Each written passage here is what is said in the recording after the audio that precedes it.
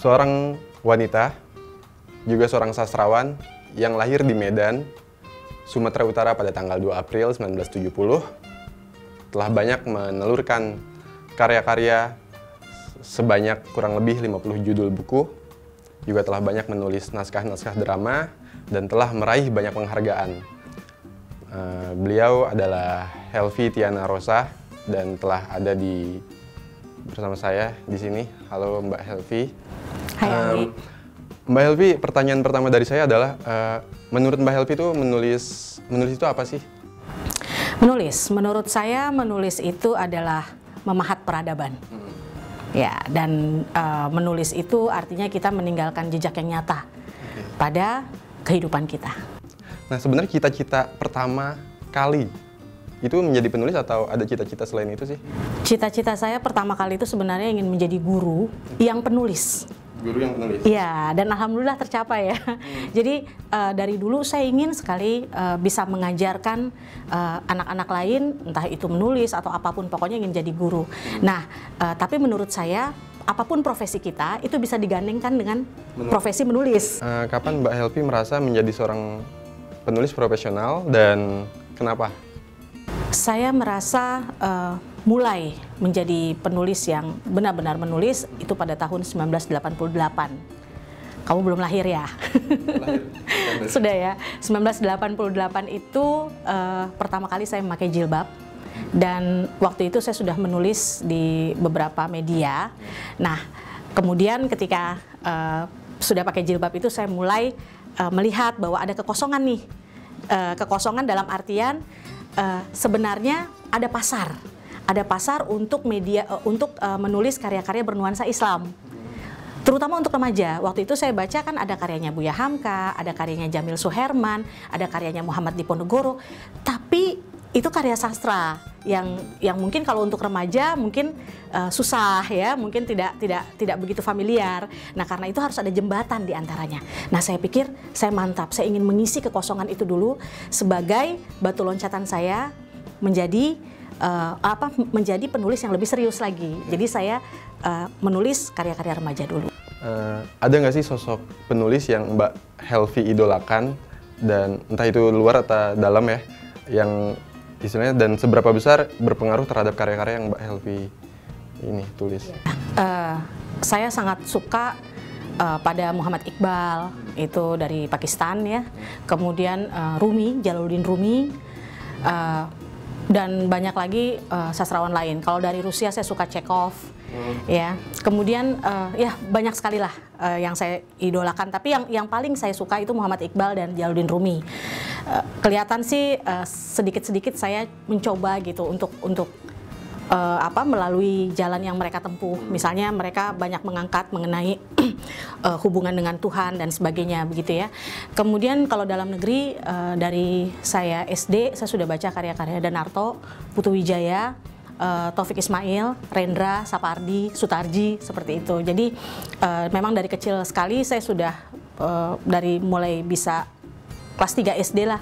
Saya tidak membatasi bacaan-bacaan saya, hanya bacaan anak-anak, tapi juga saya sudah mulai membaca karya-karya sastra yang saya juga nggak ngerti ketika membaca itu. Dan kemudian saya ulang baca lagi SMP, saya ulang baca lagi SMA, gitu, seperti itu. Dan akhirnya saya ngefans sama mereka semua. Dan itu juga menjadi inspirasi dari apa ya, gaya kepenulisan Mbak Helvi? Saya nggak tahu gaya kepenulisan saya, akhirnya gaya siapa ya? Karena terlalu saya baca, saya tidak terlalu fanatik dengan salah satu pengarang gitu, tapi saya memang paling suka dengan dua itu, Jalaluddin Rumi dan Muhammad Iqbal. Kalau dalam negeri, saya suka banget sama Putu Wijaya. Karena ada upaya-upaya dia untuk meneror mental setiap pembacanya, dan buat saya, wah ini orang gitu ya, dari menulis gitu dia menteror mental kita gitu. Mungkin sebelum kata revolusi mental itu sudah dilakukan oleh Putu Wijaya gitu ya, seperti itu. Terus dari sekian banyak buku yang Mbak Helvi tulis nih, ada nggak sih salah satu dari buku-buku tersebut yang diambil dari kisah nyata? Ya, kalau ditanya ada nggak dari kisah nyata? Sebenarnya banyak ya. Kenapa? Karena semua yang kita tulis itu biasanya adalah sesuatu yang kita alami, atau kita impikan, atau pernah kita baca, atau pernah kita lihat, pernah kita dengar. Nah, seperti itu gitu. Itu pasti ada inspirasinya dari situ. Nah, mungkin sekitar 50% dari apa yang saya tulis itu kejadian nyata gitu, yang kemudian menginspirasi saya untuk menulis, kemudian diolah dengan imajinasi seperti itu. Cara apa sih menjaga semangat menulisnya itu, ada nggak sih strategi-strategi? Nah, salah satu strategi saya untuk menjaga semangat saya menulis adalah dengan mengambil peran sekecil apapun yang kita bisa untuk turut mendorong lahirnya penulis-penulis baru di Indonesia. Dengan mengajarkan mereka tips-tips menulis, bagaimana cara menjadi penulis yang berkarakter, bagaimana menulis dan sebagainya, sebenarnya kita juga belajar lagi. Nah, dan kemudian kita menabung semangat dalam diri kita. Jadi kalau menurut saya, bagaimana caranya menjaga semangat itu?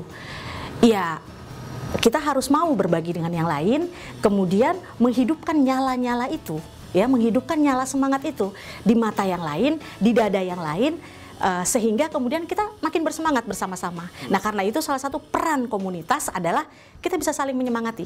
Jadi kalau misalnya Anggi tanya kepada saya, Mbak Helvi, benar nggak sih sebuah komunitas bisa membuat seseorang menjadi penulis? Maka saya akan bilang tidak bisa. Tetapi yang bisa menjadikan kita sebagai penulis adalah diri kita sendiri. Namun yang namanya komunitas itu bisa mensupport. Kemudian kita bersemangat bersama-sama di sana, saling mengingatkan, saling mendorong karya itu lahir. Karena itu komunitas menjadi berguna dan bisa menjadi jalan mempercepat kita untuk berkarya. Jadi ada nggak sih sebenarnya kesulitan kan udah lama menulis nih, masih menemukan kesulitan dalam proses menulisnya nggak? Jangankan kita, Hemingway aja mengatakan beginning is difficult. Itu ketika dia sudah menjadi penulis besar, dia masih mengatakan setiap kali mulai menulis maka blank dulu gitu, selalu seperti itu, dan itu bagian yang sangat sulit gitu. Nah, jadi saya ingat jadi kata salah satu idola saya juga nih, Kunto Wijoyo, Pak Kunto Wijoyo. Beliau itu kemana-mana itu selalu mencatat ide-idenya, walaupun dalam sebuah notes kecil. Mungkin kalau kita pakai handphone atau apa gitu, sehingga nggak ada yang lupa.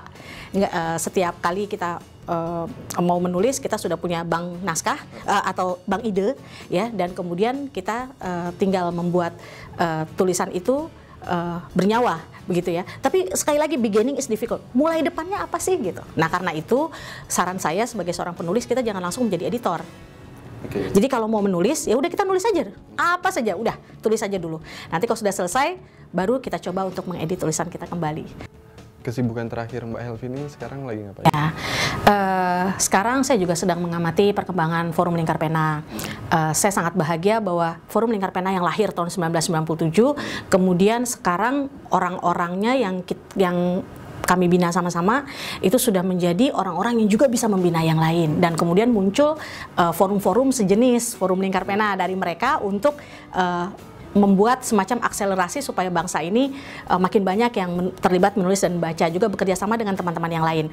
Nah, saya selalu percaya bahwa tingkat peradaban suatu bangsa itu ditentukan dari berapa banyak orang yang membaca dan menulis di negeri itu.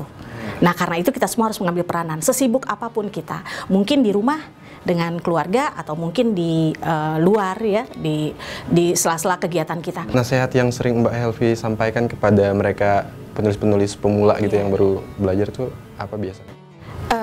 Biasanya saya selalu bilang bahwa menulis itu nggak akan pernah bisa dilakukan kalau kamu nggak mulai menulis.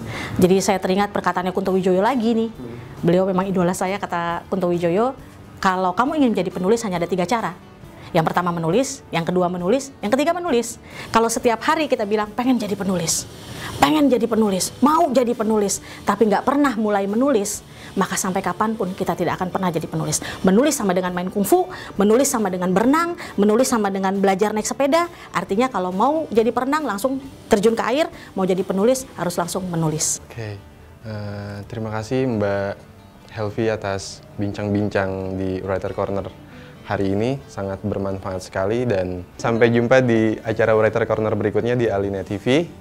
Terima kasih.